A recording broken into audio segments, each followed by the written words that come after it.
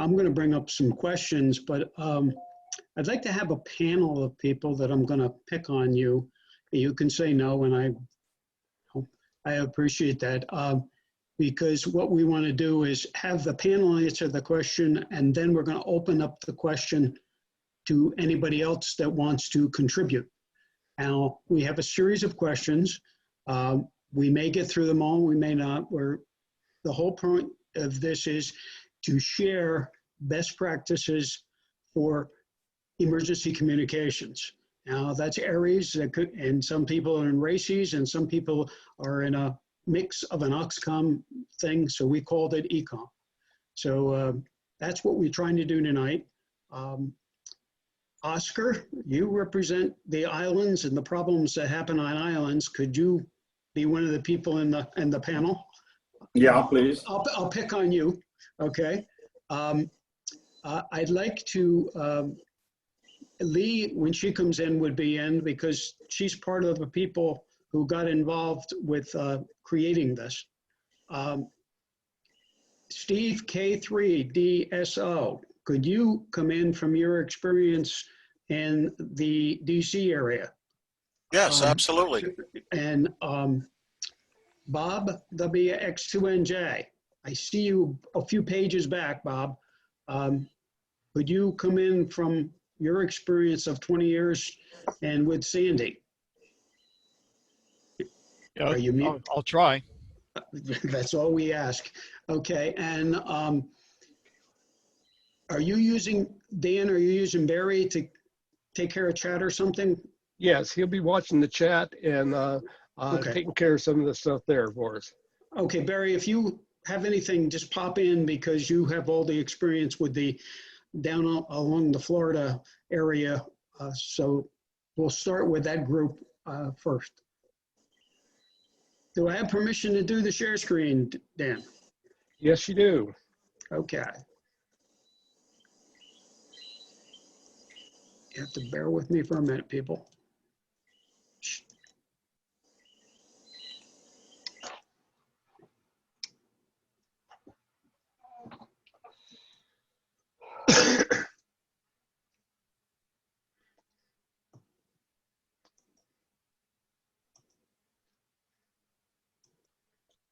Okay.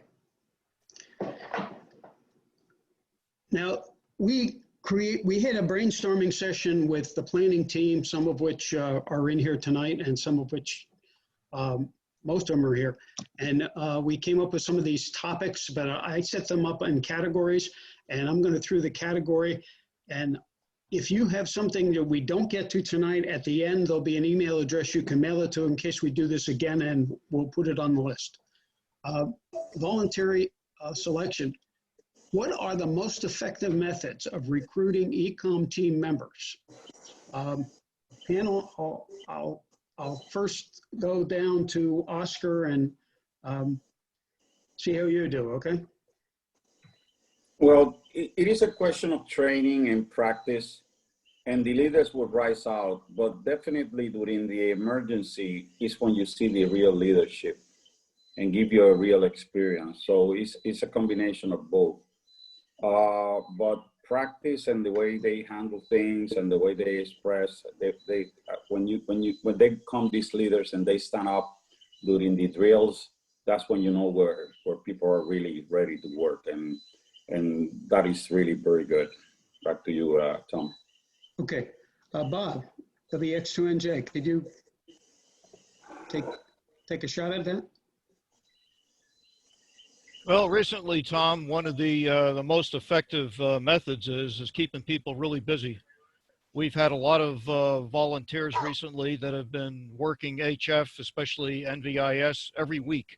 And I would say they've been working every weekend for months and months and months on end. And these guys never want to quit. I've never seen so much participation before in Aries by some of these people. And it just seems like if you give them the free rein to go out there and do what they want to do, they seem very satisfied and they seem to attract more people. Yeah, I've been to a couple of those sessions. That works out good. Okay, Steve, how about you down in the DC area? Well, as far as recruiting goes, you know, we have done numerous different things. Our most successful has actually been to attending other clubs' meetings through our members, contacting other members, club members, and getting folks that way. We have tried direct mailings and we get very little response. We have put newsletter items in newsletters and get very little response. So basically it's going to other clubs' meetings and association repeater groups and things like that. Lee, did you get in here yet? No, okay. Okay, open it up to anybody. Does anybody want to add something to this?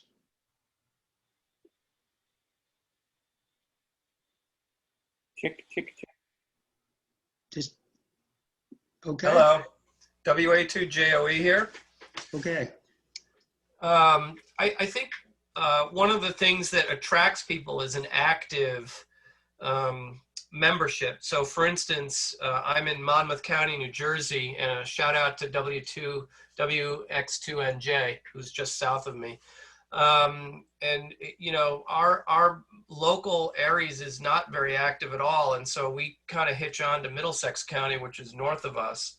So a crowd attracts a crowd is one way we put it. And so one of the keys to attracting, at least I have found, and I am not in Aries leadership, but you know, I do try to recruit for it, is, you know, people say, well, what's your group doing? And, you know, they're looking for things to do. They want an active, well-organized group, and that tends to be very effective in recruiting from my experience. Thanks. Thank you, Joe. Anyone else? I can say something real quick, Tom. Go ahead, Barry. You have to have a mission. Just drilling for drilling's sake is not going to keep active members, but having a mission will help tremendously in attracting volunteers who will stay busy because you actually have a defined mission. We don't want to be accused of having a solution, looking for something to fit into. We have to have something to work with and work towards. And once you have that, you'll get members. That's all I had to say. Thank you, Barry. Okay, Tom? go right ahead. Yeah, this is Tim, KD2EGR. I'm the EC in Atlantic County and also for Aries. I guess, you know, this is important to hear right now because we are actively pursuing additional team members as well. I was interested in going to other meetings. That's a little bit of a difficulty for us with COVID. We have a number of different groups around and we're trying to call people that we know from their membership lists. That's one. I'm interested in perhaps hearing more from Barry about the mission. I understand having a mission, but what is it that's working for you, Barry, if you wouldn't mind? Thank you. Sure, no problem. Got with agencies and got them to write us into their emergency plans and their drills. So when they have drills, we have members and we have reasons to test our equipment. Otherwise, we're just a group of people looking for something to do. And so if you have to have an agency or a specific group that gives you something that will fulfill their mission that we're trying to work to help them towards, that helps. So when we try to drill, we try to make our drills so there's a measurable outcome for the members to take pride in other than testing their radio equipment. Okay, Well, that's real good for me. We have weekly practice drills and we've been reviewing those lately because they're a little bit sort of family oriented, if you know what I mean. A lot of folks talk about their day and a lot of other things, and we're trying to get that more focused on talking about what we need to do, when we need to do it, and so forth. As a matter of fact, before our set coming up, we're going to have several more significant drills, if you will, during our practice evening nets. Thank you again. Okay, I'd like to jump in here for a second. ahead, Dan. Rather than having people just jump in and doubling on top of each other and so forth, If you look at your participants thing, at the bottom, you'll see a place where you can raise your hand. We now got 4 people with their hands raised. Let's use that method. And then if you have other questions in between, you can put them in chat, and those will be addressed as well. So go back to, do you want us to take more questions now, Tom? You want to continue on? Yeah, go right ahead. Why don't we take any additional fill in on that question, and then I'll move to the next question and keep going down the list. Okay, Dan, WL7ZCOO. Hi, Dan. Take it away. Well, good evening, everybody. Folks that get to know me end up saying Charlie, uh-oh, for my call. But what strikes me is that this group, since inception, in April, has been discussing the issue about ARES maybe waning in its effectiveness as a service for emergency management agencies. And I think what I'm seeing is that if it's your job, if you work for an agency that does emergency management, you have obligations that you fulfill, and you have management and supervision that in effect directs what you learn.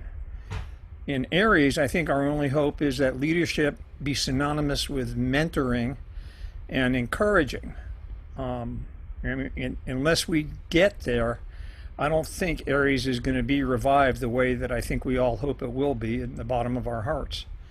I just thought I'd mention that. And it's interesting because some of the folks that participate in these meetings are working with emergency management agencies, and their views are not diametrically opposed, but very different than those that sort of understand, well, our liveware, our workforce, are all volunteers. And what attracts them?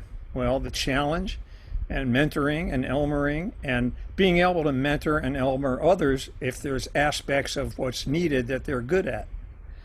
I've said a whole lot more than I should have, but thank you. Thanks, Dan.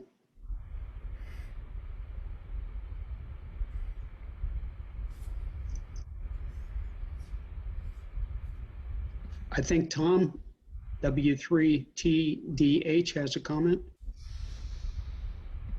Yes, sir. We support the hospital net that stretches clean across the section here. And that has both HF aspects and VHF aspects to it. We've gotten more and more hospitals to put in a station. We didn't just beg them for the space and put in a station for them. Although that's fraught with some difficulty when a professional company wants to sell them something, but they've been put in by the hospital. So we have a system of hospitals aligned with the state system of organizing hospitals. And one of the ways we got access is that the hospital evaluation program requires them to make provisions for emergency management, including alternate communications. And now the evaluation group, when they get there, they says, where's your alternative communications? They pull out a satellite phone that they didn't have an account for, and the satellites don't know them from Adam's off on and won't talk to them. They start looking for another solution. And it's good if you've been through the door offering to help in the last year or so without badgering them. They're busy people, but make sure your offer is still in their memory. And then when they get a little clobbered on that inspection, they're going to come looking for you. Okay, that sounds good. Did you have a follow-up on that, Tom? If not, we'll go to the next question. Yeah, I want to go to the next question because, whoops, let me go back here. Okay. Paul, WD7ISA. Go ahead.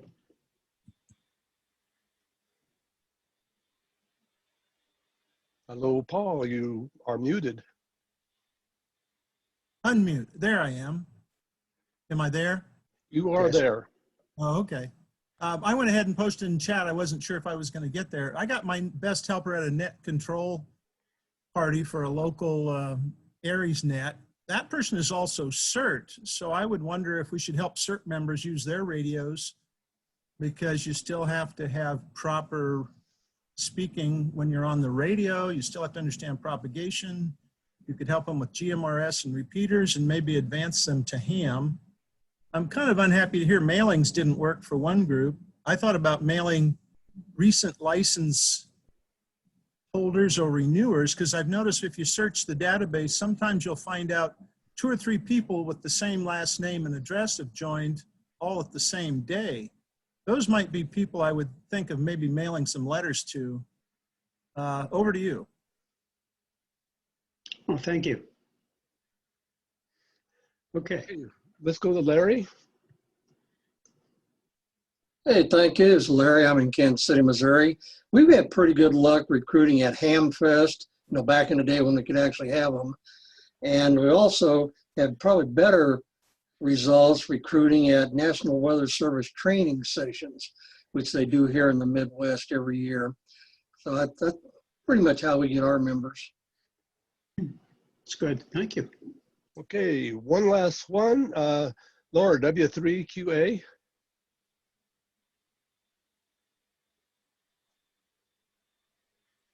You're muted there. W3QA. I'm sorry about that. The space bar wasn't working for me.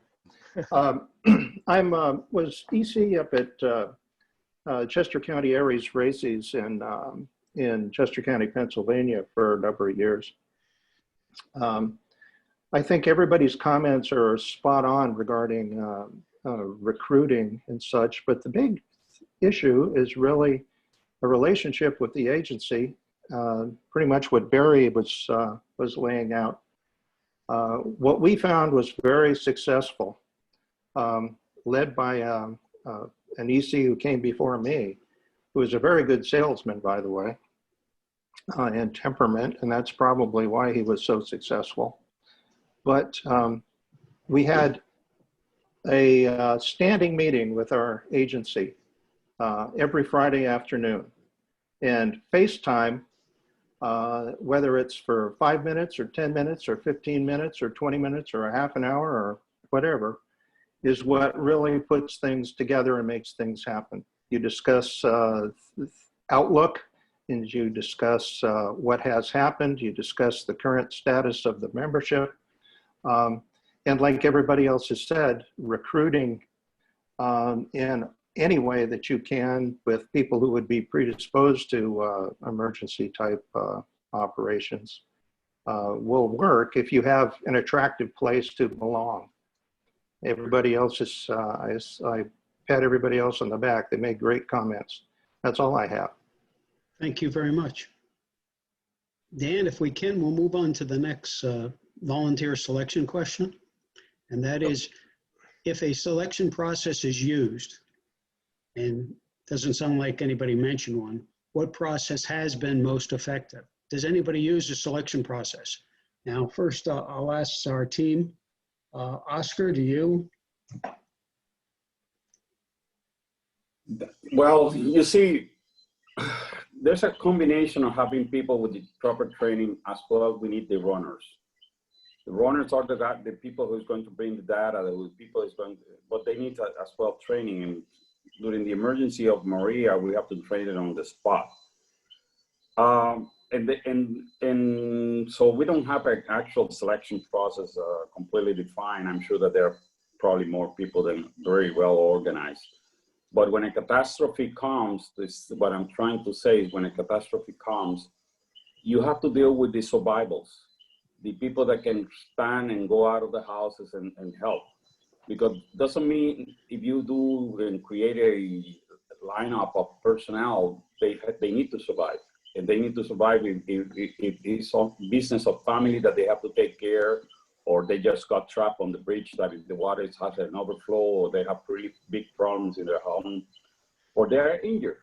So when that happens, you have to deal with the people who really survive, and that is actually the natural selection rule, because that's when you have to deal with the real thing. So it's a mixture of both. Back to you, Tom. Thank you, Oscar. WX2NJ, you have any comment? Well, the only thing I could say, Tom, is it seems like we have the best success when people come to us looking to help rather than when I go out trying to recruit people. Good point. Okay, Steve, KC3DSO. In our county, we do not have a selection process. As long as they meet the minimum to join ARIES, the desire, and of course a license, then we'll let them join. And what we do is, of course, we immediately, not necessarily stick them with an Elmer, but, you know, we make assignments based upon their experience. We've had several people come from other counties or other locations outside Maryland, and they're very experienced, and we could put them right into the thick of things. So technically, no, we do not have a selection process, Tom. Thank you, Steve. Lee, if you've joined us yet?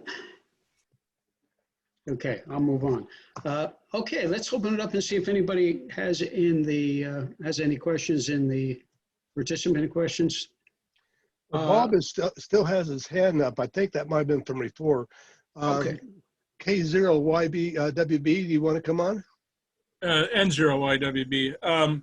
Just wanted to mention here, this is tough. Anybody involved in this really needs to be trained in ICS protocols. And once they, you know, we have a lot of people that are gung-ho to get involved. And once they find out, oh, gee, there's a whole training regimen, and then they kind of lose interest. And maybe that's just a necessary evil to winnow out those that are willing to stick the course and be available during a real emergency. A month ago, we had a straight line wind event through Iowa that I was 25 miles south of Cedar Rapids, but Cedar Rapids took it hard. And there are 1,000 licensed hams in Cedar Rapids for a population of 300,000. So it's probably got the highest number of hams per capita in the nation. It's because of Rockwell Collins being there. But we had all these people that were gung-ho, but they lost power, they lost internet. Nobody knew what to do. DMR was down, D-Star was down, so they're down to using voice, and the voice repeaters kept working. They had battery backup, but most of the hams did not have battery backup, or their batteries ran dead in about 1 day, and this lasted for 2 weeks for most of them. And the real pros, those running ARES and other agencies, were just overwhelmed with domestic problems. It turned out that just ad hoc, the gung-ho hams found out that the most valuable service that they could provide was just informing people which gas stations still had gasoline and running pumps, and you know, where to go to get stuff for stores that were open during the emergency that lasted for about 3 weeks. It took 2 weeks to get power back to half the town. So anyway, that's just an observation. I don't know how to turn that into a selection process. Okay, thanks, Bob. Okay, let's move on to the next question. I didn't see any other hands up, Dan. Nope, we're fine. Okay, what are we doing here? 1 second. Okay. This came up in our discussion, and Oscar alleviated to it. Have you found it effective to accept spontaneous arrival volunteers during an event? Should be an event. If so, what do you do with them? And Oscar, since you started to touch on that, I'm going to let you go first. Thank you, Tom. I'm getting in trouble here. Actually, yes. I mean, there are people that they want people trained. We have been discussing this in this specific forum, and they have to have the ICS, and those are the ones that will run these stations and connect to the agencies and send the emails from the agencies. But definitely, one of the most important resources are the runners, the ones that brings the data, the ones that they are talking because they're already spread in the community and the impact community. We need those people. Those people they may not need to get out of their community. They have to work and report what's happening in that community. So we need that kind of help. And it can be anyone. Even if the source is good, it can be from CV, FRS, GMRS, technician, anyone giving the right information that we can corroborate those are important people, because we need to get that, take care of the citizens of that community that is impacted. Oscar, thank you. And basically that aligns with some of the things is if they volunteer, we might be able to hook them into the organization permanently. And so it's a catch-22. Yeah, they don't have the training, so we can't use them, or do you accept them and have them work alongside somebody and pull them in? Good point. Stephen, Bob, WX2NJ. Since there's more than one Bob on here.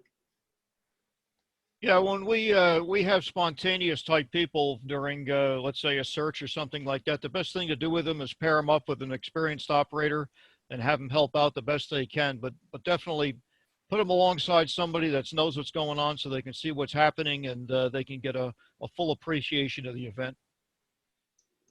Thank you, Bob. Stephen, do you have anything to add? Not really. We don't have an official policy. That's one of the things we've talked about. And if someone shows up during an incident, pretty much we'll do basically the same thing that Bob mentioned. We'll pair them up with someone. We're really reluctant to do that, to put them in the fray, handling any type of communications or being in a position alone. We really don't want to do that unless we're absolutely push comes to shove, because we don't know them. And you know, being a policeman for 30 years, it's not that I distrust people, but there's, you know, you just don't know.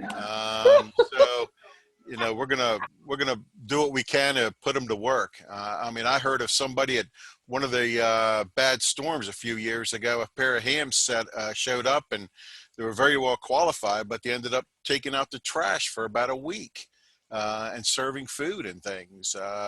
You know, that's serious service right there. You know, when they show up and do something like that, you know, they don't have to get on the radio where they're going to go home. They still stayed and helped out. But, you know, we don't have a policy with it, but we try to pair them up if we know who they are and stuff like that. Is you got to be sure of who you're putting in the fray, you know. Thank you, Stephen. I see a question from John, KG7 Whiskey Frank, Quebec. Go ahead, John.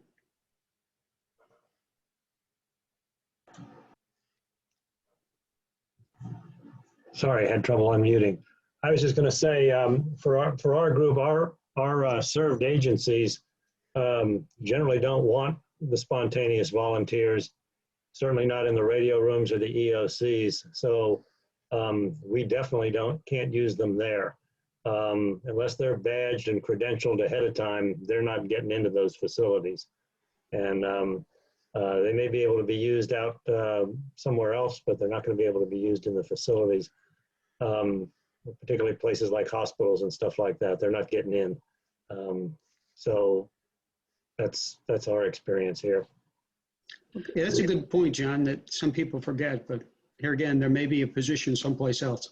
Okay, thank you very much. Very good. I don't see anyone else in chat unless I'm missing something, Dan. Nope, you're doing fine. I'll move on. Okay, we're going to move into the what I'm calling the topic of training, and even some of the prior discussions started to lead into it. Some of the people in here know me and my relationship with training, so they shouldn't beat me up too much. What has been the best way to conduct training for, and we'd like you to, if it's different, for new members, for current members to maintain their skills, and as we just talked about, spontaneous arrival volunteers. Oscar, I'm going to start back with you again. But I'm going to nail you back, and I'm happy that you asked that question. You know, one of the best things that is being done is what we're doing right here, number one. And we should call more people to attend these kind of meetings and because it do the kind of exercise that bring in new technology with WinLink and even how to solve problems and NVIS antennas, and at the same time probably MacGyver situation that is coming in one of the future presentations.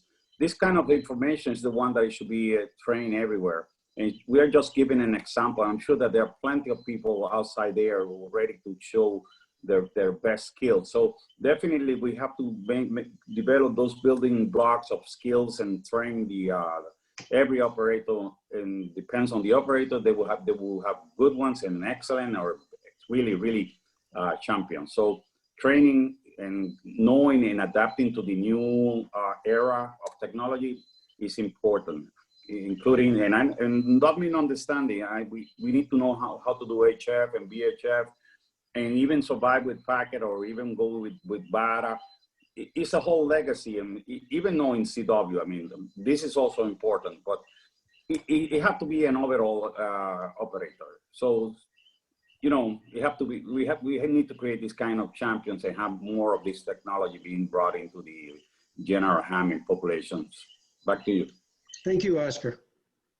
Bob, WX2NJ, do you have anything to add on that?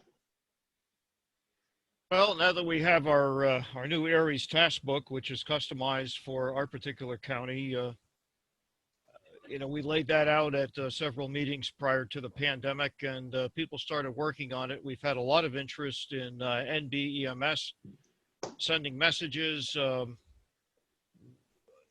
Also, our weekly training nets. I've been in this position now for 23 years, and we've been holding a weekly training net for those past 23 years. When I first got here, they had no training nets. They really had nothing. There was no way to even get an ID card or even be identified. And that's something that we've really pushed and get people involved, especially with the NBMS training. That's get people to pass messages, pass traffic, and just keep active. That's basically all I can say.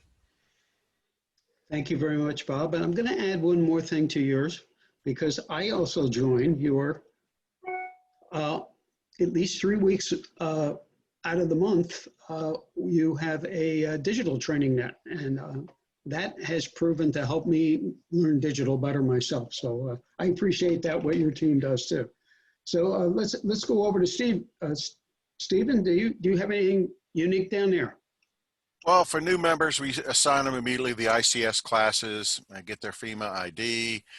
We ask all of them to get WinLink accounts, which we believe is one of the most important things for them. And again, the Aries task book, we have a manual we call the HEROES, the Hospital Emergency Radio Operators, and we're revising it. And anyone assigned to any of the 9 facilities that covers inside the HEROES manual, they have to go through that before they're allowed to work in the facility. As far as current members, we got to change things up. And, you know, the new WinLink, making them do multiple forms, GPS locations, a lot of this stuff I got from Oliver's training classes that he's run. I mean, the LEX has got it down to a science, and we've pushed some stuff here and making them and keeping them busy during all the exercises. You know, we used to have them come out to exercises and they'd send 2 or 3 messages for the served agency. That's absurd. We had some people taking off 2 and 3 hours from work to come and work with us, and they sat there. So, you know, we're sending them multiple messages, you know, so now they're running probably 30 or 40 messages at a clip. And as far as the arrival, the spontaneous arrival volunteers, like I said, we might sit them down with somebody and let them sit there and watch and observe, but that's pretty much what we probably have them do. Thank you very much, David. Okay, let's open it up. Okay, Dave has got his hand up. Great. Dave, KC9GZB. Hey, good evening. Yes. You know, one of the things that I've been finding, not only with this, but at work, and that is you don't want to, especially with ongoing half day, even hours training, gets awful boring, awfully fast. Keep it in short bursts. You know, even our monthly RACES meetings, 15, maybe 20 minutes tops on a subject. Looking at the possibility of a YouTube channel that we can go and put small videos out there, things like that, where they're not having to commit lengthy time in one burst, I've found keeps it a lot more enjoyable. Thank you, Dave. Now I'm going to add something on this, if you don't mind. As Section EC for Southern New Jersey, training is, in my opinion, is major part of my responsibility. And what we've done is we found out through conversation that the EC001 is a very good course, but some of our people didn't want to take the online course.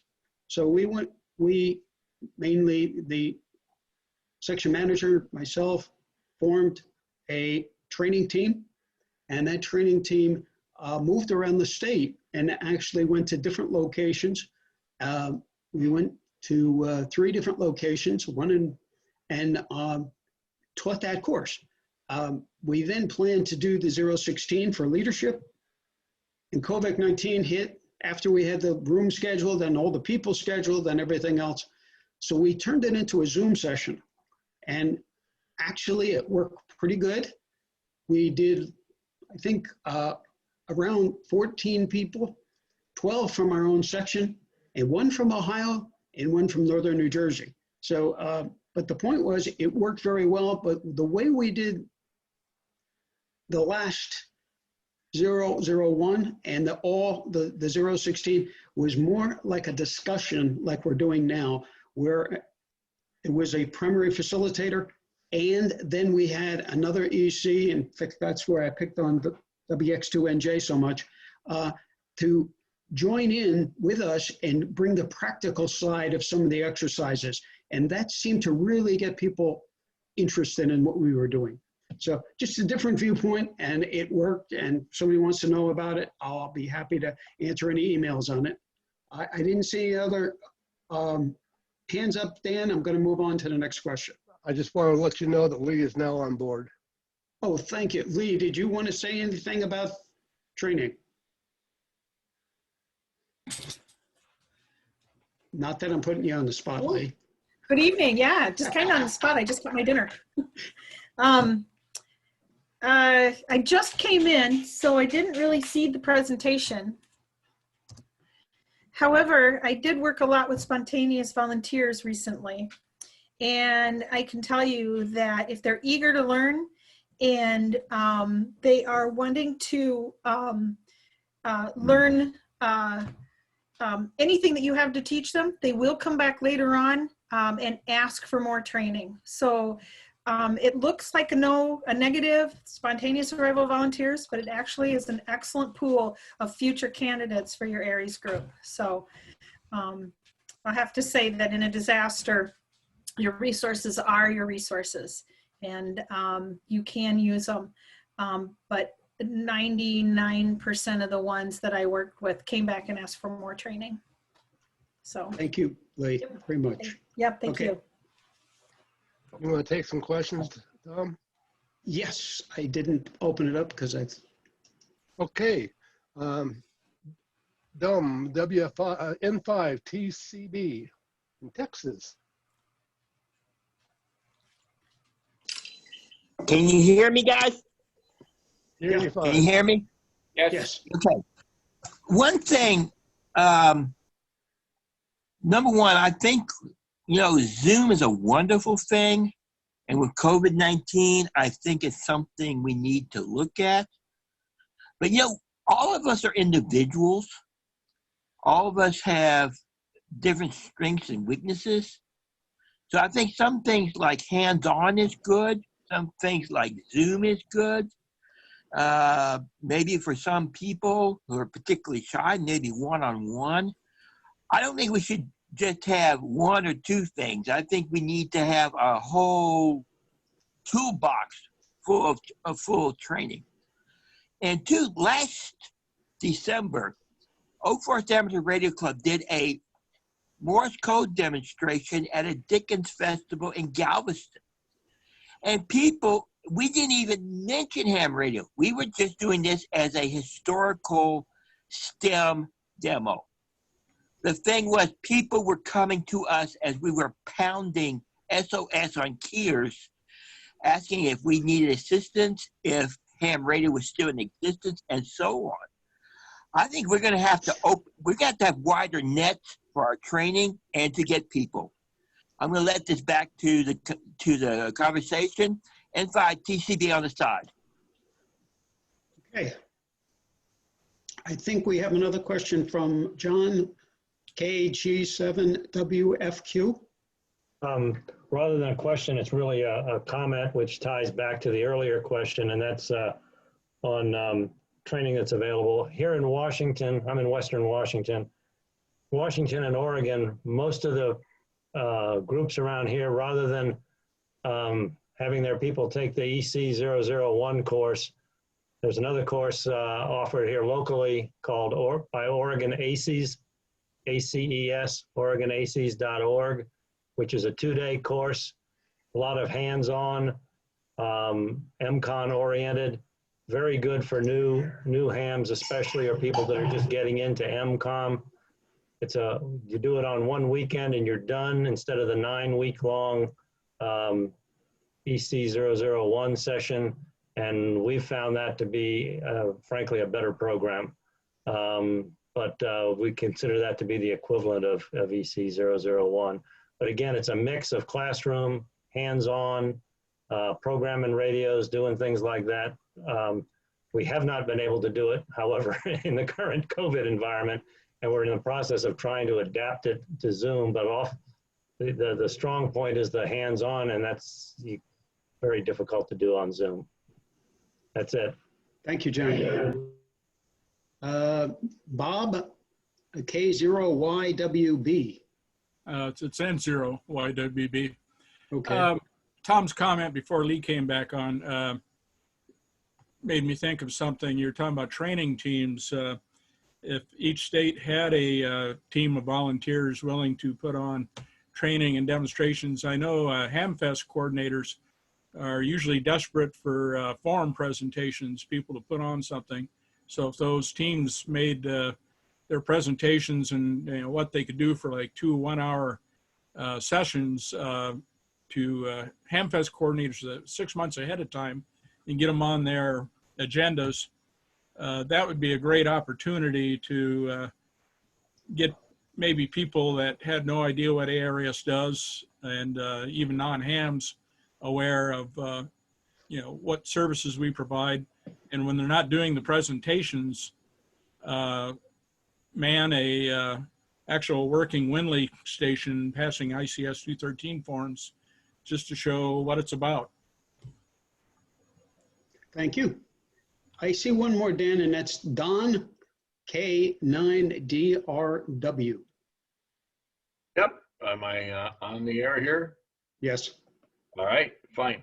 One comment, I had to go back a few slides, but what we do for our VE people, the new VEs, the ones that have never been hams before that pass, we give them free membership for a year or so. And our training involves, we're a combined RACES Aries group.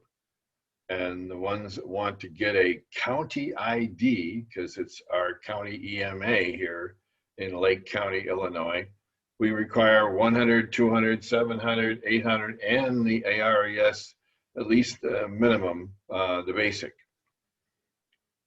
And a lot of our members have gone on to pick up ICS 300, 400, and even go through the COML course. So, and we do that because we want to know them. We want to know in advance what their capabilities are. And we want to exercise with them because, like I said in the chat, the last place you want to meet a new volunteer is at an emergency event. You want to know them in advance and see what they can do and make sure they're properly educated. So that's our comment. And beyond that, I want to know the league, at least when Mike Corey was there, was going to require a bunch of other FEMA courses for certification, and I'm not sure where that stands. If you could elaborate on that, Tom, that would help us out. Thank you.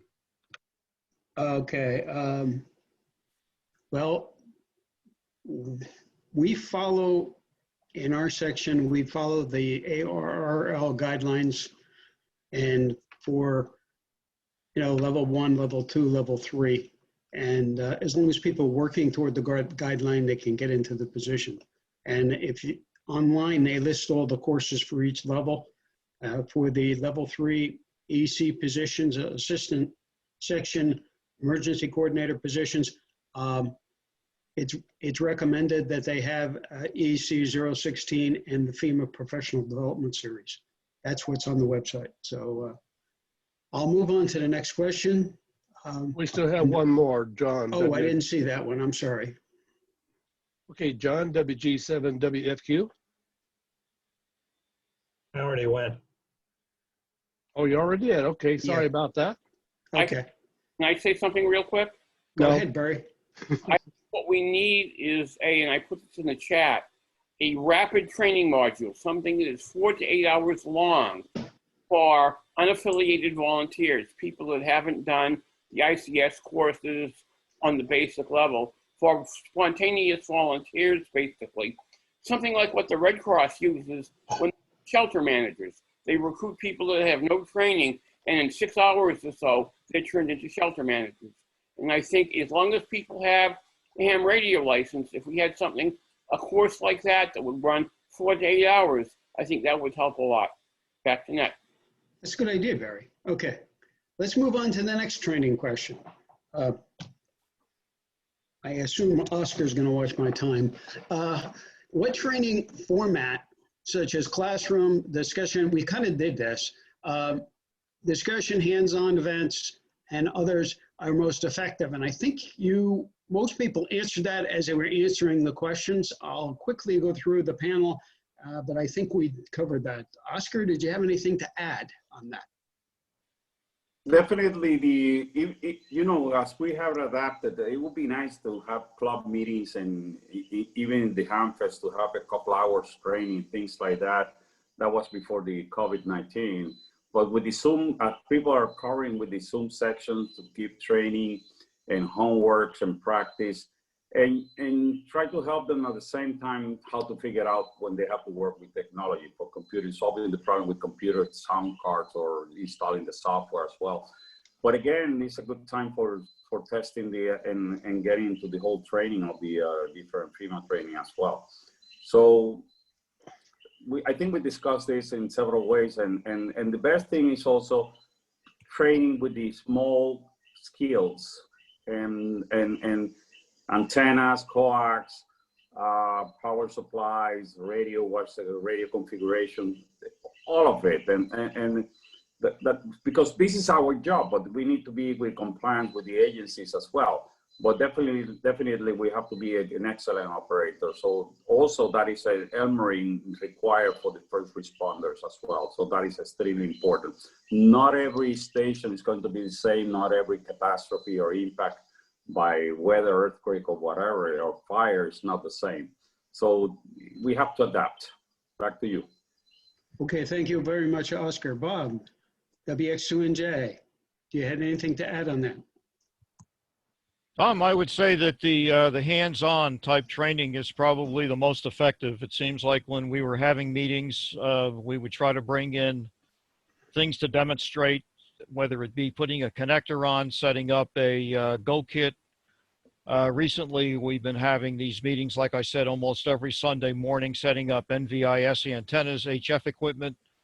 It seems like people learn quite a bit from actually being there, doing it, solving the problems. It's one thing to talk about measuring standing wave ratio, but it's another thing to actually go out and do it. And same thing goes for connectors and things like that. One gentleman that was talking before kind of raised my interest on something. He said something that they were having dues waived for like a year, which raises a question in my mind. I'm just wondering how many areas groups out there actually have dues. We've never had dues, never will have dues. But it just kind of touched a nerve when they were talking about that. Back to you, Tom. Thank you, Bob. I noticed the same thing. Okay, let's go over to Steve. Do you have anything to add about the training issues? Yeah, I'm a firm believer of basically what you're saying here. You do a classroom, you show them how to do it, and then you have them do it. So for example, we use the Kenwood D710s as our primary rig. We have it at all of our facilities, Go kits and everything. So we'll set up the radios and we'll do a classroom on the item. We'll show them how to do it, to program it, to operate it, and then we have them do it. So it's a combination of the classroom discussion and hands-on. Okay, thanks, Steve. Lee, you're on this first committee, whether you know it or not. You're on the panel, Lee, if you're there. I see that now.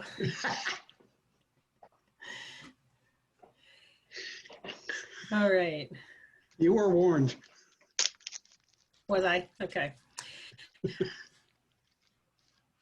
All right, so comments about training format. Yeah, it's not, it should not be a requirement to have to take timed tests like ICS. It should not be a requirement to, you know, sit through an hour and a half, but sometimes that's exactly what we end up having to do. So I think the discussion about hands-on balances it out. You know, sometimes we have to, just to get, you know, the basic class that we need. But then we move on and we use that information. So yeah, it's a commitment, and it can be, you know, it can be a deterrent, but training shouldn't be a deterrent. It should be, like I saw somebody in the chat said, it should be an opportunity, not a deterrent to anything that you want to do. So I think helping out, I think it's been covered, helping out the hams with their access to the materials and things like that is the best way to do it. Thank you, Lee. I didn't see any hands up unless I missed them, Dan. So I'm going to move on to the next question. Well, we got one, Don, W0AF, Iowa. Go ahead. I didn't see it. W0AF. Don? W0AF. Yeah. How about now? Now you're working. You got me now? Yes. Okay. Well, one of the things we've done is, you know, we've done like most clubs do. They'll go out in the parking lot and do something out in the parking lot or at a city park. One thing we did was I set it up so we went to specifically to a part of the county that I knew we weren't going to make any communications at. And we had a little set going on, and the guys out in the field had to figure out how to get the information back to the EOC. And that worked out pretty neat. We had talked about relaying information. Even with a Yagi, 2-meter handheld Yagi, we couldn't get back to the EOC. So they had to go out and set up a relay station. And to me, that's more practical because they are in the county, and we could have an emergency out in that part of the county. And so that's one of the things we've done hands-on. That's it. Thank you. I like that idea. Some of the people on here from my section might not appreciate that, but I do. Okay, fine. Let's go on to the next one. What events or exercises have been the best to enhance operators' overall skills? Now, some of the training we're talking about new people. I'm talking about the people who've been in there and you want to enhance their skills, get it better. Continuous improvement. Okay, team. I'm going to pick on Oscar again first. You know, they say it clearly, hands-on and drills. And the drills not necessarily by group. It could be in teams of 2. They have to solve the problems with a team by themselves. Many times you don't want to send a single operator, a responder. You want to send a team because they have to check themselves back to back, and so they can survive. And this is one of the important parts. And you know, when you do the drill, can you add something to it? And this is something that I always recommend when we are developing new responders. Let's coordinate everything by ham radio. Don't pull out the cell phone. Because in a real situation, you will not have a cell phone.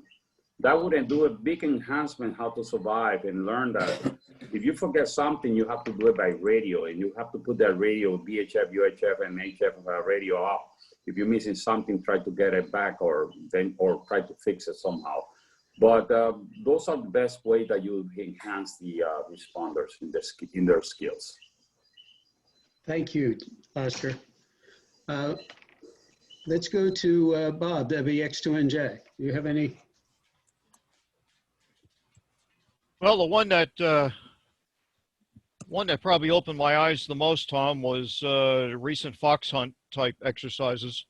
It seems like all the experienced operators and even the ones that are just coming into the organization really enjoy fox hunts. And the more difficult you make them, the more intriguing you make them. It seems like people really get a kick out of it. Unfortunately, in every one of these, I've gotten to play the fox, and they seem to really enjoy it even more when I start throwing a wrench into the works. Like I start changing power level, I start rotating an antenna, and I start, messing these people up, and they really get a kick out of it, especially when they wind up finding me. But that's one thing. Thank you, Bob, and I've been on one of those fox hunts, at least one of them. Okay, Steve, do you have any down there? What events or exercises? I think the best things we do for our people is force them to use their problem-solving skills. We'll sit there, we'll turn the repeater off, we'll make them reroute traffic in a specific direction, and they have to figure out how to hop it through 3 places to get the other end of the county. I think it's basically anything that forces them to use their problem-solving skills has been the best for our people. Thank you, Stephen. Yeah, last year, I shut down one of the Link computer systems in the section, and the people didn't know what they're going to do, but they figured it out. When the system shut down, they figured it out. So, good point. Lee, back to you. All right, I'll speak to 2 things: passing traffic and training new net controls. I love the comment by Jim N0OQ in the chat. That is exactly how I teach it. The way you pass traffic in blue skies is exactly the way you're going to pass it in a disaster. The only difference is the content, and it should not be a surprise, and it should be familiar. And that's why we practice passing traffic.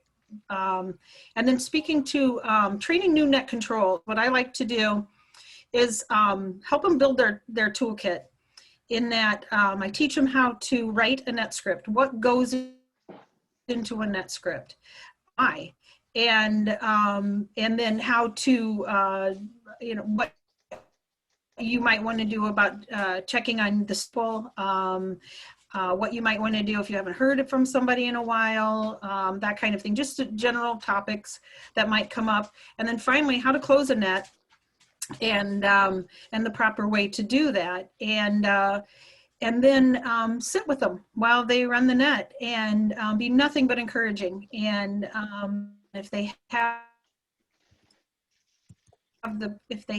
they're building their toolkit to do it, they will come back and do it again. And I think that's one of in our groups is getting people to step up and take the more risky leadership type things, especially under fire. So I have found that to be a pretty good method myself, and I truly enjoy doing that. Thank you, Lee. I see Dave, KC9GZB, has his hand up. Yeah, hi, good evening again. And one of the things that we do is use our smaller public service events, the planned events. Those are good opportunities to get people into different roles. When we're doing the Chicago Marathon, we've got 3 or 4 different nets going. We're not going to throw somebody in as a net control operator or even a backup on that. But we have one 5K event every fall that we've been a participant in, and we bill that. We need maybe only a half dozen positions, but we put that out there for, again, new members, new net control operators. Hey, this is a good chance. It's not, you're not dealing with a whole lot of traffic.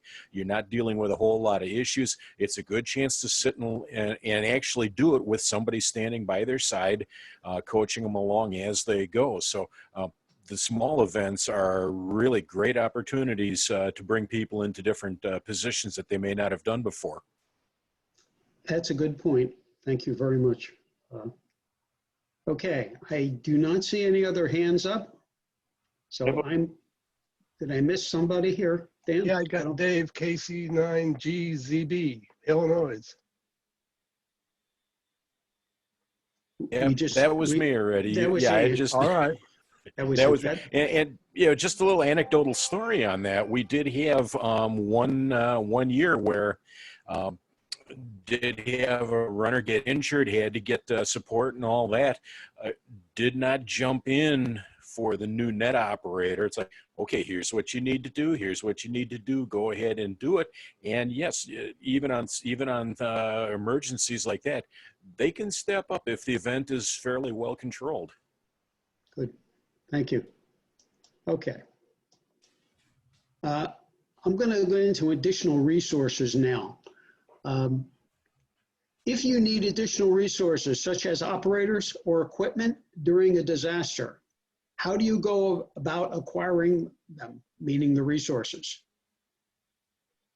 And the second part of this question is, do your leaders know the procedure for acquiring resources? And what I had behind this is, you know, as a section, the section know what they want to do, and all your ECs and your assistant ECs know the process. Oscar, you're number one. I will tell you what I did, just to be very sincere. We made an assessment with the Red Cross of what was going on after Hurricane Maria. And once we got the assessment, I spent about a couple hours writing an email directly to headquarters, everybody over there in top of Mike Curry at that time, Ken, Rick Roderick, and Tom Gallagher. So definitely they knew what was going on here and that we needed help.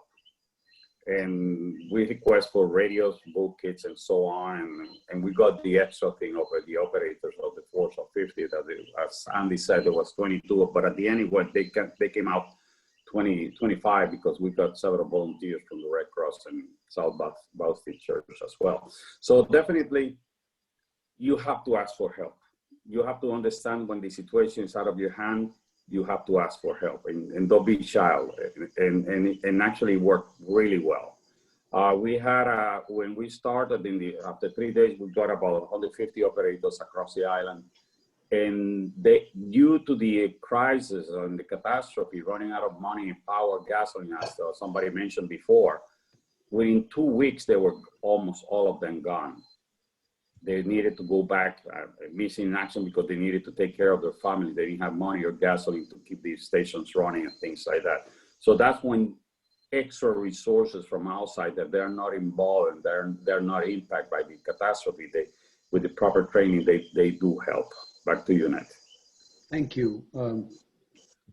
I'll go to Bob, the BX2NJ. Hey, thank you, Tom. Well, I guess I'll have to talk about Sandy because when Sandy hit here, we got hit very hard.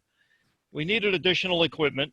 The request went to ARRL leadership, specifically the section emergency coordinator, who put the request into the ARRL. They sent a courier down the next day with 6 operating stations, antennas, et cetera, et cetera. So I guess to answer your question, the request has to go through ARRL leadership to get that equipment. The one problem I had with it, which I always found to be very confusing, is that when I was done with the equipment, I had to get it back to the ARRL, and there was no real known procedure for that.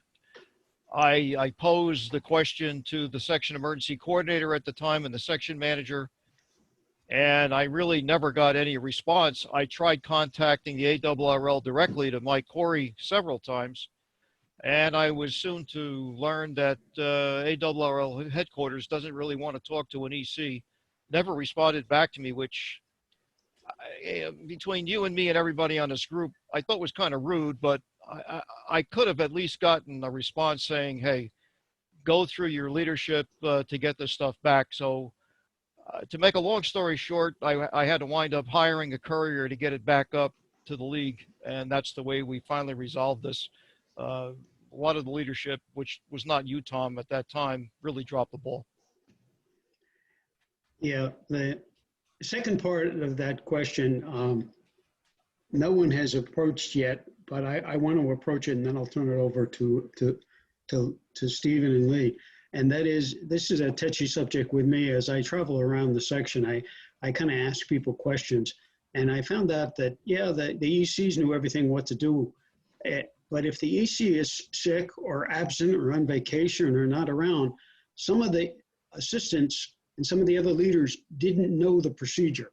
And that's something that was a little disturbing to me. So, you know, you train to it is what I ended up doing. And I think the problem has been solved. But here again, that's the second part of the question that I wanted to just say it because I knew Bob was going to bring up Sandy. Stephen, do you have any points on this down in your session? Well, if inside the section, if we needed assistance, we would hit the other ECs up. Our SEC, we basically have the procedure set up through him or myself as the ASEC to contact the other counties for assistance, whether it be radio operators or portable go kits and the such. We've never had a need to do that, but that would be our procedure. As far as all the ECs knowing the procedure, I can't, inside the section, I can't swear 100%. I think the majority of them do and are very active. I know our section manager, it's kind of funny, Bob said about those go kits. I think our section manager still has a couple from a deployment a few years ago that he never sent back. So I know he's got them available for us to use, but so I mean, I'd like to think that everybody knows how to do it. Yes. Thank you, Stephen. You didn't bring up one thing that I thought you might bring up, Stephen, and it's something you and I are working on. The Mid-Atlantic Aries mat. Yes.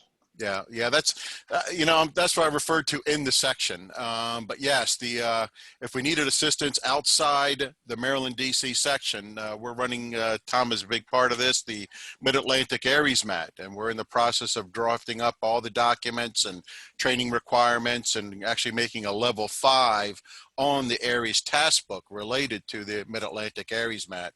So if any section were to get into dire straits, we have all the contacts of all the other section managers and SECs and a couple of phone calls, and we're able to share membership because we're going to all have commonality as far as training goes.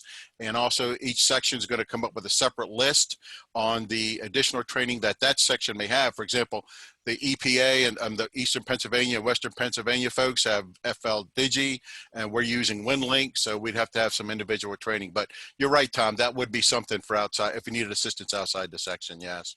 Thank you. Lee, how about you? All right, I've got kind of a slightly different angle on this, I think. First of all, in amateur radio, EMCOMM's leadership, we're all about resource management. That's what it's all about. And in amateur radio in general, when we're using our radios and things for EMCOMMs, we're usually involved in resource management. So what we do in Blue Skies is what we should be doing to practice resource management. And what we should be doing is, you're right about the 2 to 3 deep leadership. It's helpful. But what I do, a couple of techniques that I use, I get on other nets, whether it's the next county over or whether it's on EchoLink, and I check in regularly. That way I know who my resources are, who I am. And then locally or on these nets, I will ask a resource to do something. And I don't mean in a negative sense. I mean, as a resource, ask them to participate or ask them to give me their traffic report or whatever it is, so that I'm actually demonstrating how to manage a resource. And then we also, something that we kind of started recently, a couple of things are wide area nets.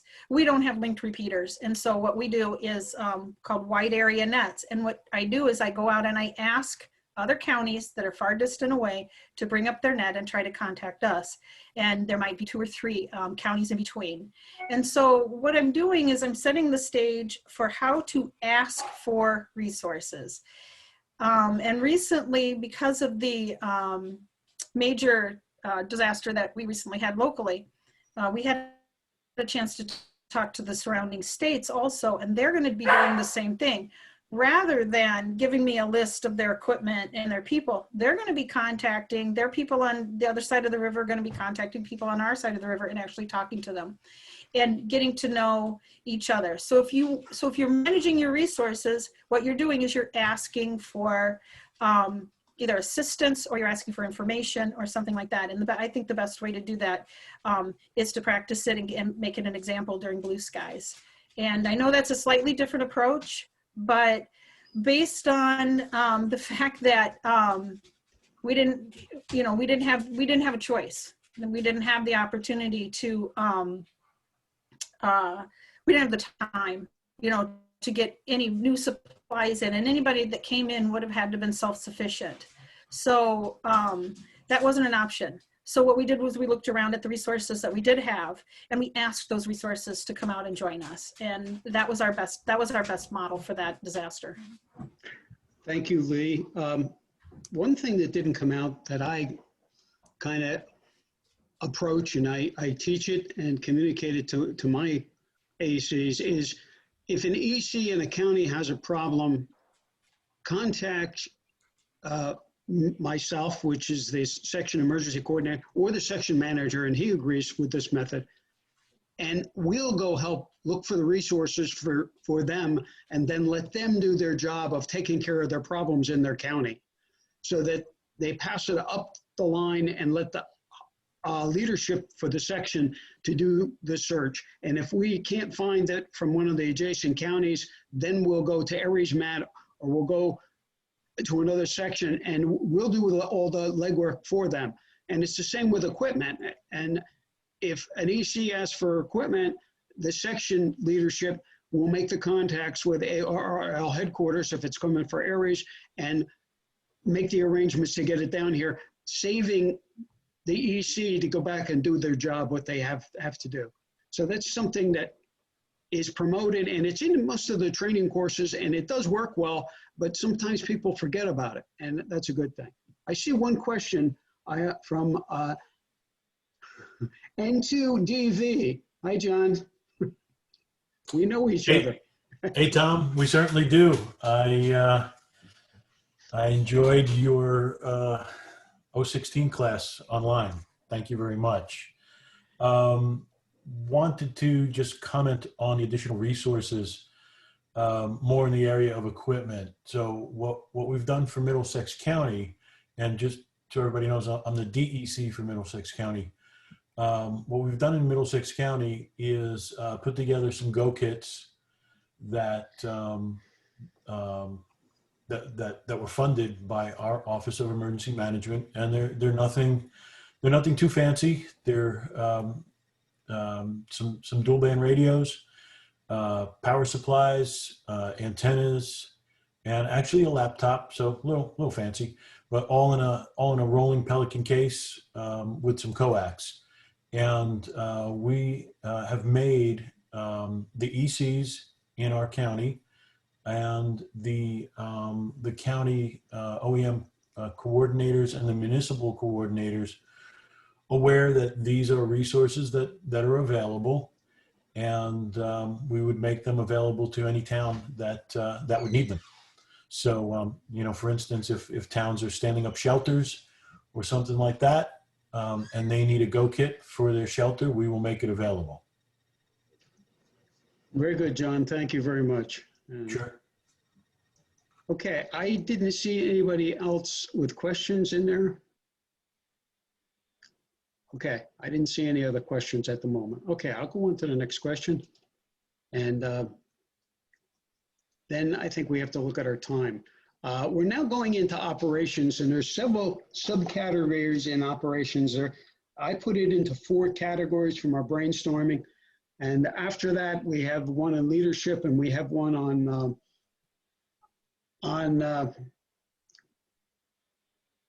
public relations, and one on safety. But we may not get to that time-wise, which we could, if people want, we can work with Dan's schedule and put in another one and ask you for questions in the future.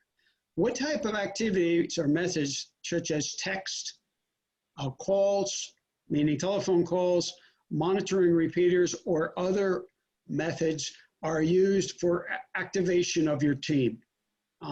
This goes all over the gamut, but this is something that is usually pretty important, especially with some of the events that are coming up.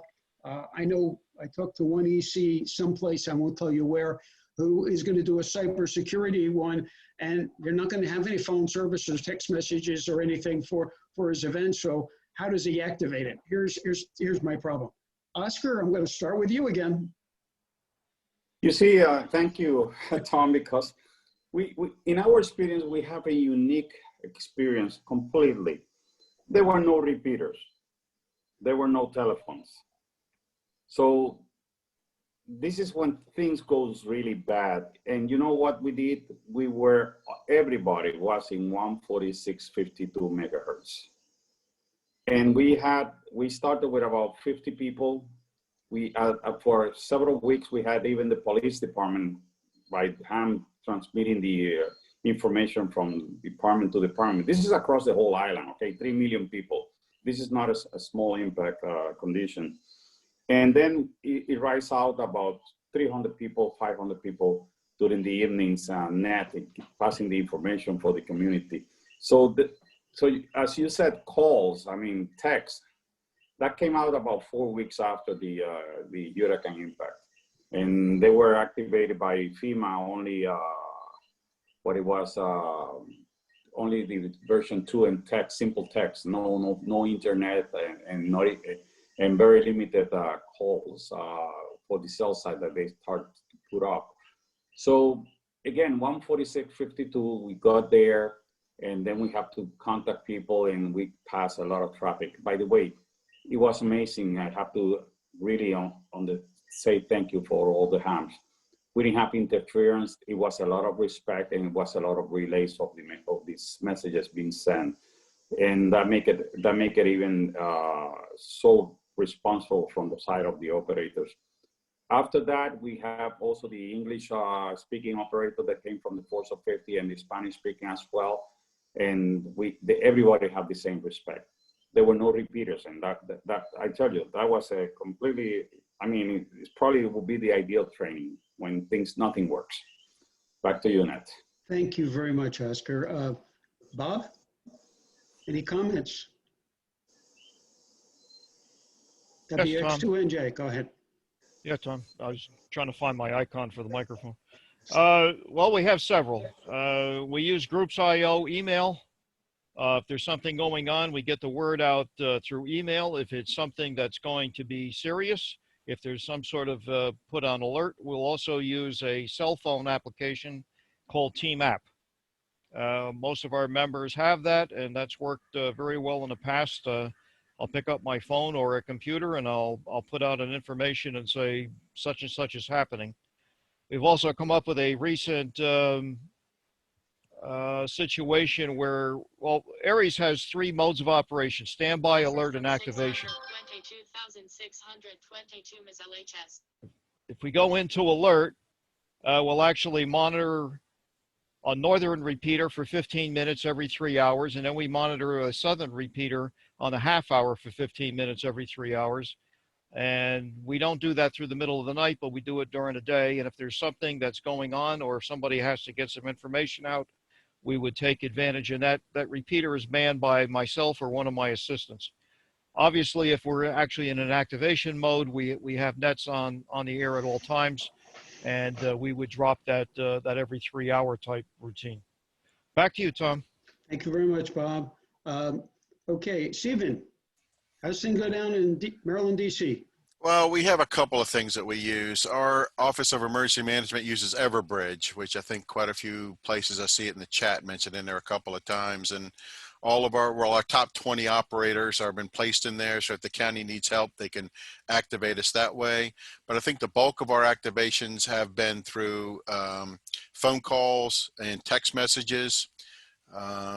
We also, I know there's a local county here that uses, not us, but they use a Group Me on the smartphone app, and they said that thing has been fantastic. And we simply tell our people if there's a weather event, which we all know is coming, turn on the radio, listen up on the repeater, and listen for call outs. That's pretty much what we do. Thank you, Stephen. Okay, Lee. Again, I've got a slightly different angle. When the derecho came through here, it wiped out our communications as the storm hit the western edge of the county, including television, radio, and National Weather Service. There were no measurements taken in our county for that storm. And there was no local reporting due to the lack of cell phone service And my internet just went down again. So we're still in some things currently, and that was more than a month ago.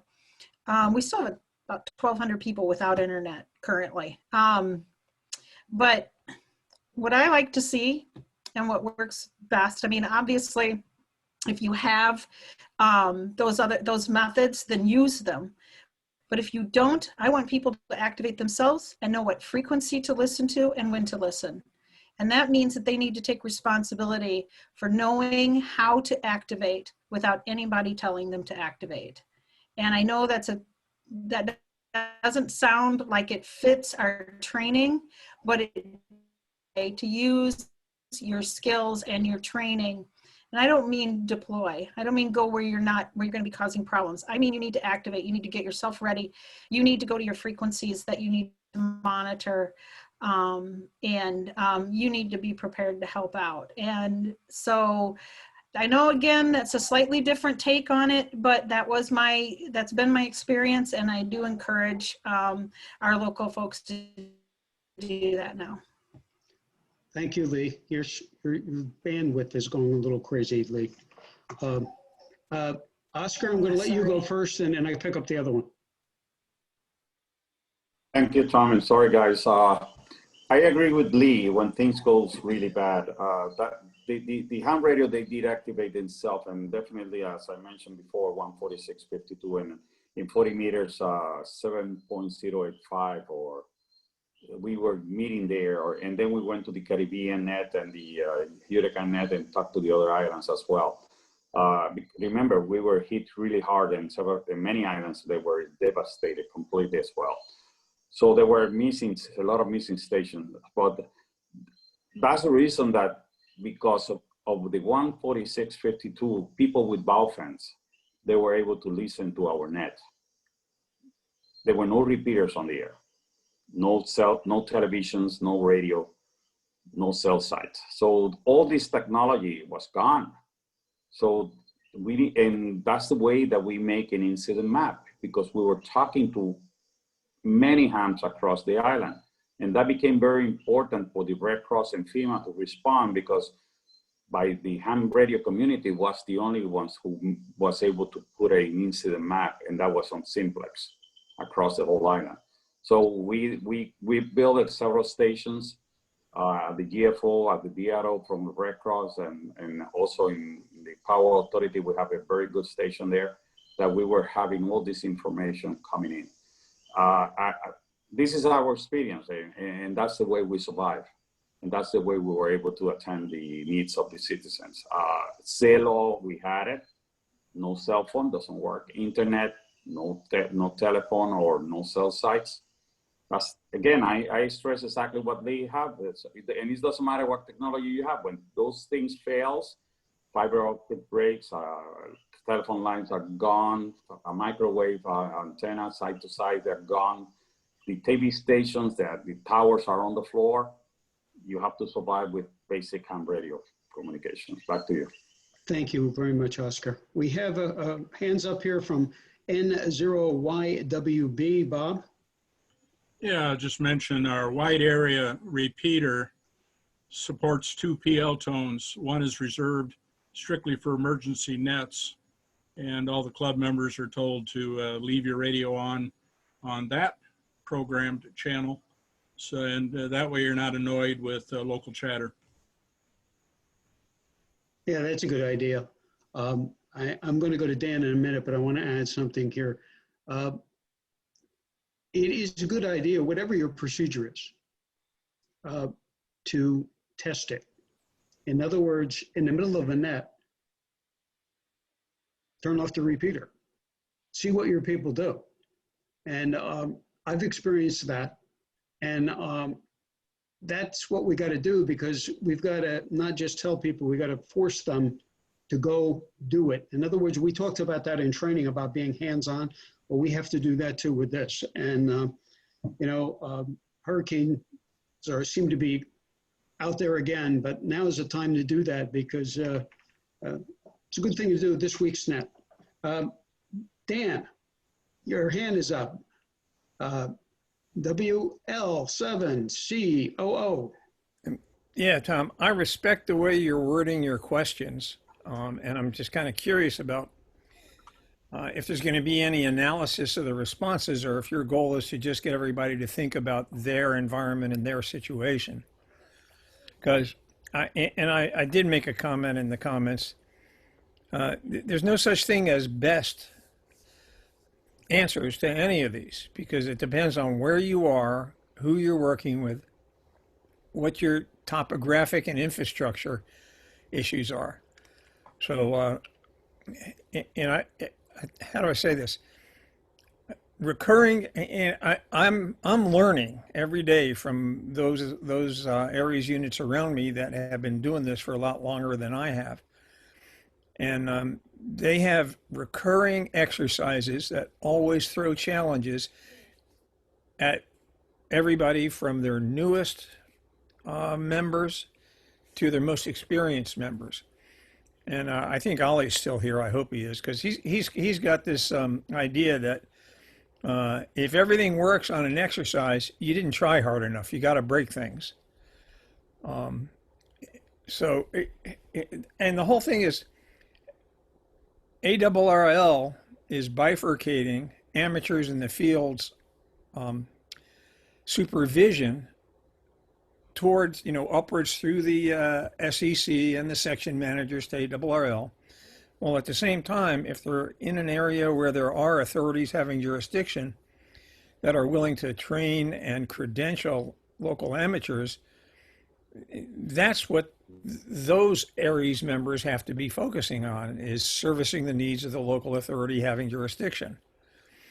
So it gets confusing, because sometimes it seems like, and I'm really anxious to see how ARRL shapes its new directorate of emergency communications, because we're, even in this group, which is now down to 81 people, we probably have at least a dozen or 20 different concepts of how to get stuff done in an emergency.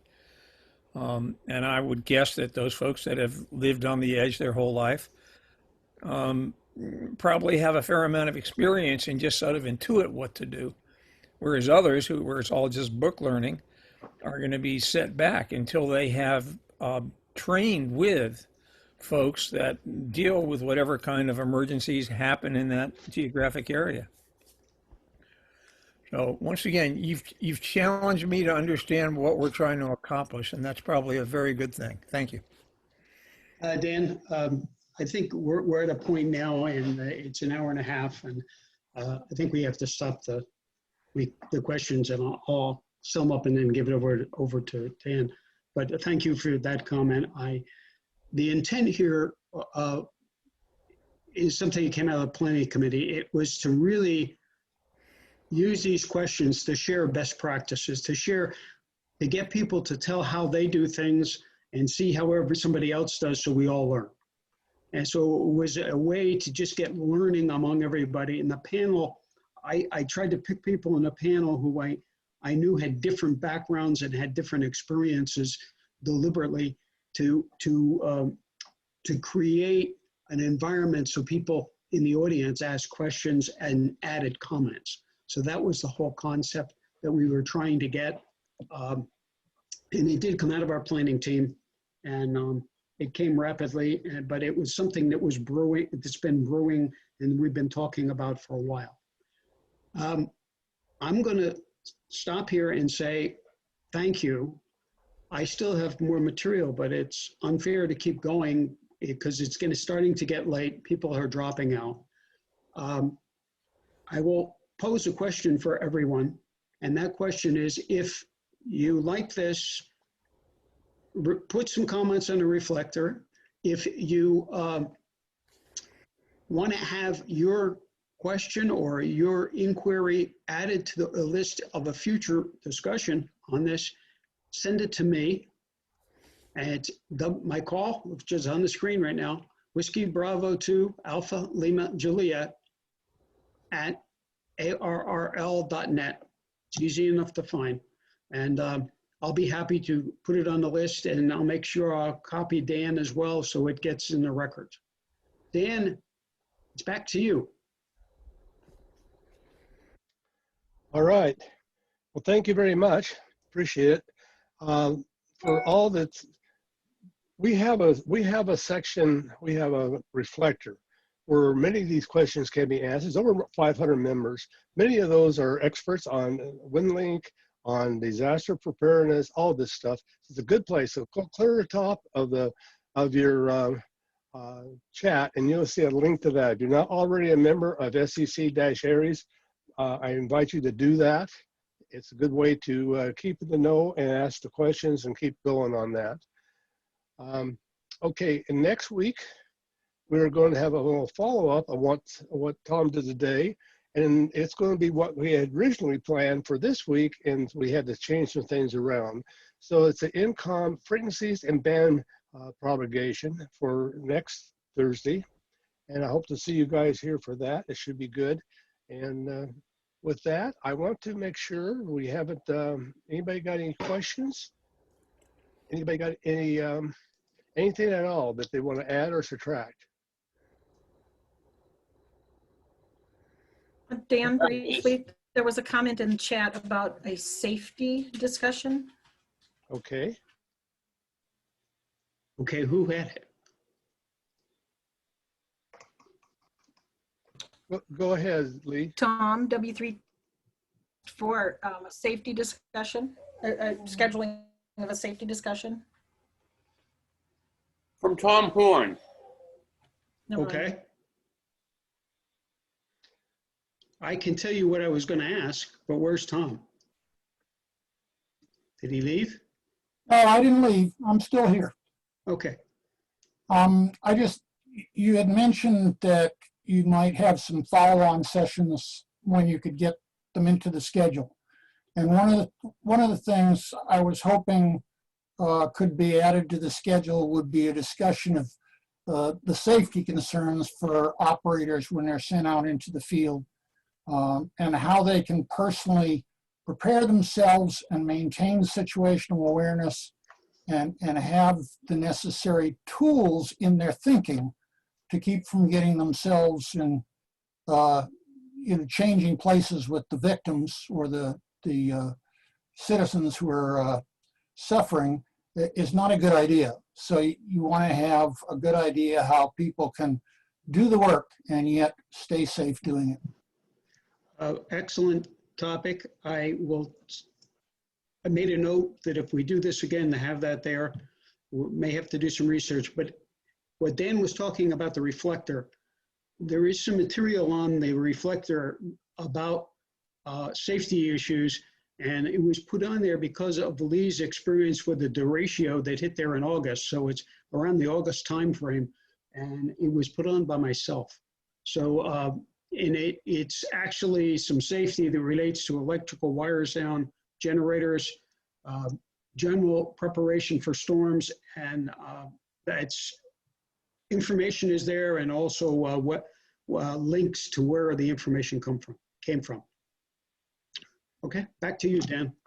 Okay, your comments here, it will, and other comments in the chat will be gone into, we have a planning committee. It's a pretty good team. They do a good job, as you've seen the results here. These things will be discussed, and we'll try to bring them back. After the WinLink series, we'll be doing some other things, and maybe some follow-up on some of the stuff that we skimmed over or this kind of thing. That'd be up to the team to decide, but we'll work on it, that's for sure. Be sure to put your comments into the SEC ARES reflector, that everybody gets to see that, and it's easier for us as a team to work with that. Okay, is there anything else? Yeah, Dan. This is Don, K9DRW from Illinois. Is there any chance that we could have Gilbert on this? I have reached out to Gilbert. Emergency management, that'd be great. Okay, I have reached out to Paul. I've reached out to him twice by email, a couple times by phone. He keeps putting this off, and I don't know why. I'm hoping he'll come on board. Another person who has not put his off is our new CEO.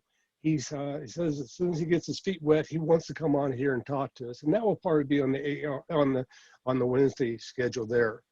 I will reach out to Paul again and see if he will be willing to join us. We can only ask, and we'll see what happens. But yes.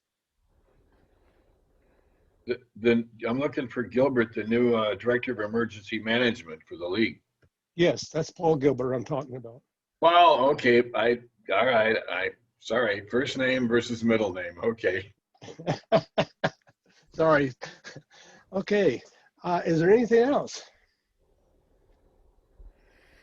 This has been a real good session. I appreciate everybody showing up here. I hope to see you next week. Put your suggestions out there. Let us know what you think, what we can do different, what we might be missing. We need to know that so we can give you what you need here. So with that, unless there's anything else from anybody, I'm going to close this down and see the best of 73s. And please, everybody, stay safe. Thank you all in 73s.